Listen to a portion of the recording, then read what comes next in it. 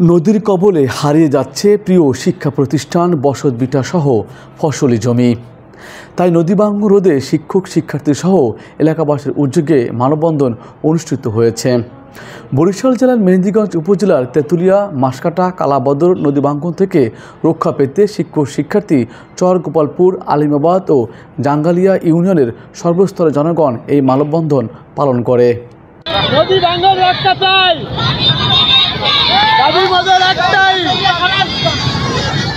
তীব্র নদী ভাঙনের ফলে ইতিমধ্যে এই দ্বীপ উপজেলায় ১৩০০ পরিবার সহ অনেক শিক্ষা প্রতিষ্ঠান, স্বাস্থ্যকেন্দ্র, বাজার সহ প্রায় ২,০০০ একর কৃষি জমি নদীগর্ভে বিলীন হয়ে গেছে।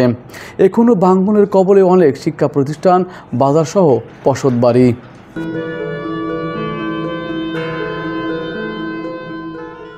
মানববন্ধনে উপস্থিত শিক্ষার্থীরা বলেন, আমাদের প্রিয় স্কুল, কলেজ ও মাদ্রাসা নদীর কবলে ভেঙে যাচ্ছে, তা রক্ষার জন্য সকলে উপস্থিত হয়ে সরকারের কাছে আবেদন করছি তারা যেন স্থায়ীভাবে নদী ভাঙন থেকে আমাদের শিক্ষা প্রতিষ্ঠান রক্ষা করে। তারা আরও বলেন, ইতিমধ্যে নদী ভাঙনের ফলে আমাদের অনেক শিক্ষা প্রতিষ্ঠান বিলীন হয়ে গেছে। এখন যে কয়টি আছে তা যদি ভেঙে যায় তাহলে আমাদের লেখাপড়া বন্ধ হয়ে যাবে, কারণ আমাদের পরিবারের শহরে গিয়ে লেখাপড়া করার মতো সামর্থ্য নেই।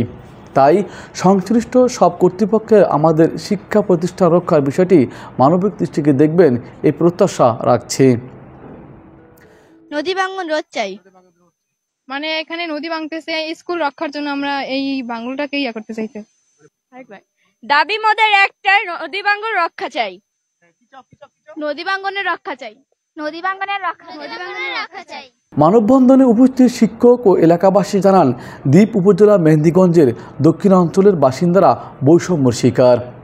২০০ বছরের পুরনো এই এলাকা দিন দিন নদীগর্ভে বিলীন হয়ে যাচ্ছে, ফলে অনেক ফসলি জমি, বাজার হাট বিলীন হয়ে গেছে। তাই এই জনপদকে রক্ষার জন্য অতি দ্রুত পদক্ষেপ নেওয়া প্রয়োজন।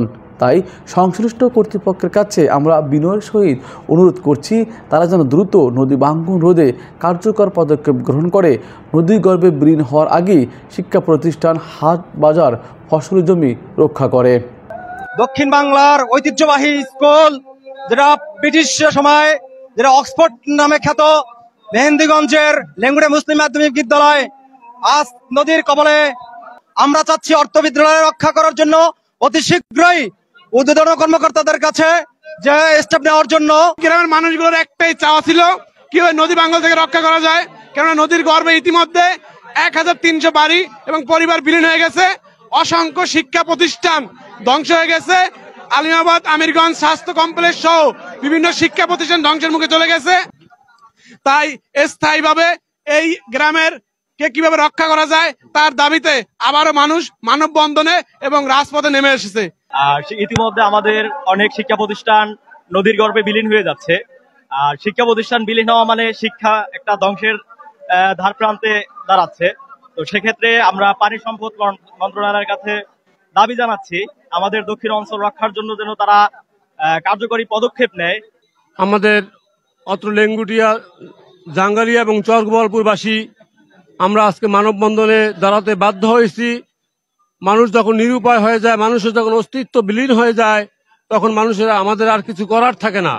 আমাদের প্রাণের সেই বিদ্যালয়, লেঙ্গুটিয়া মুসলিম উচ্চ মাধ্যমিক বিদ্যালয়, লেঙ্গুটিয়া আদর্শ বালিকা বিদ্যালয়, ঐতিহ্যবাহী লেঙ্গুটিয়া বাজার এবং এখানে বিভিন্ন স্থাপনা, হাসপাতাল সহ আজকে হুমকির মুখে।